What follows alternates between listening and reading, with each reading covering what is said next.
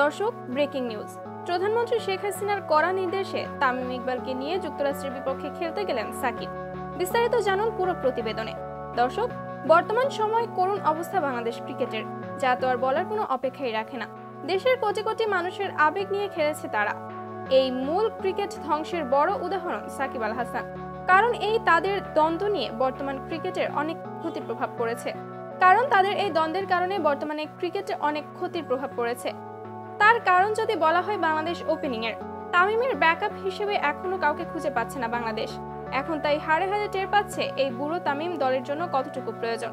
কোথায় আপনাদের টনটন আর কোথায় লর্ড শান্ত, এরা নাকি আবার বিশ্বকাপ আনবে। এই বিষয়টি ভাবতেই চরম হাসি পায়। দর্শক, কি আর বলবো, এই তামিমকে নিয়ে কত শত নানা নাটকীয়তা হয়েছে, যেটা তো আমাদের সকলের ভালোভাবেই জানা।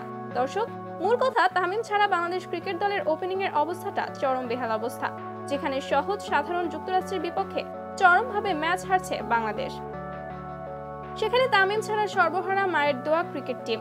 আর তাই দর্শক, প্রধানমন্ত্রী চরম খেপেছে টাইগারদের এমন বেহাল অবস্থা দেখে।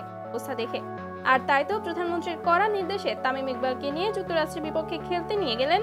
তো দর্শক, আপনারা কে কে সত্যিকার তামিমকে ভালোবাসেন, তারা অবশ্যই আমাদের ভিডিওর কমেন্ট করে জানাতে ভুলবেন না।